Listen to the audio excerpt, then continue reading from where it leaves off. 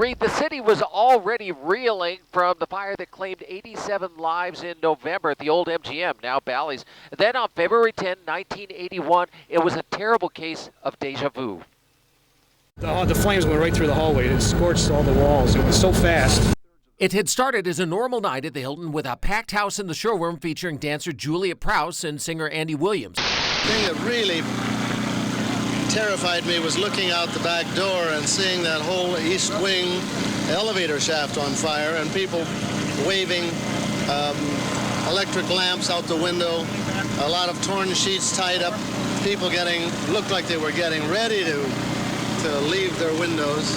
Anyone here on February 10, 1981 remembers where they were when word of the Hilton fire spread. I was a freshman at UNLV living here in Tonopah Hall. I remember looking out my dorm window and having a clear view of flames moving up the side of the hotel, which is now the Westgate, a couple of miles away. Myself and a few other colleagues, we went to the Las Vegas Convention Center where we assisted with helping some of the guests to relocate to other hotels in the area. Today, Fred Tredup is chief of staff for the UNLV president. In the early 80s, he was director of residential life at Tonopah Hall. That time period really epitomized one of the times in the university's early history when we really came together with the community to work together on addressing a crisis right before us. 8 people died in the fire, 7 from smoke inhalation and 1 who fell or jumped as the fire moved upward, filling halls and rooms with smoke. The first time the fire was seen to it hit the 28th floor was within 10 to 15 minutes. Today, the Clark County Fire Chief is John Steinbeck, who says this fire created a new urgency for code reform.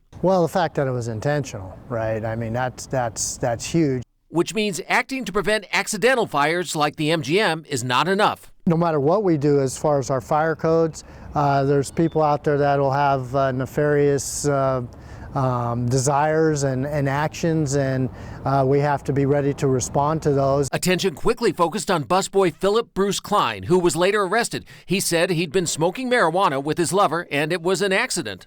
The joint touched the curtain, and I didn't notice it, and he noticed it, and he said, "Oh my God!" And I looked, and the curtain was halfway up already in flames. At the trial, prosecutors recreated Klein's account with no result, then showed what would happen when using a lighter. Soon, a verdict was reached. We, the jury, in the above entitled case, find the defendant, Philip Bruce Klein, guilty of first-degree arson, count 1. The case sparked major changes at UNLV. Following that time period, there was complete retrofit one summer where we closed the residence hall and they upgraded all the fire code systems and fire alarms and redid everything. And statewide fire code reforms already being developed were accelerated and toughened. Well, mandatory sprinklers, of course, pressurized stairwells, better alarm systems, notification systems to inform occupants on directions on what to do. And then, of course, an increased fire department presence on the response side of it. Back now on a live shot of the Westgate, which used to be the Las Vegas Hilton. Today at age 63, arsonist Philip Bruce Klein is serving 8 life sentences without parole at the Southern Nevada Correctional Center. And with the toughest codes in the nation, there has not been a single high-rise hotel fire in Nevada since the disaster 40 years ago today.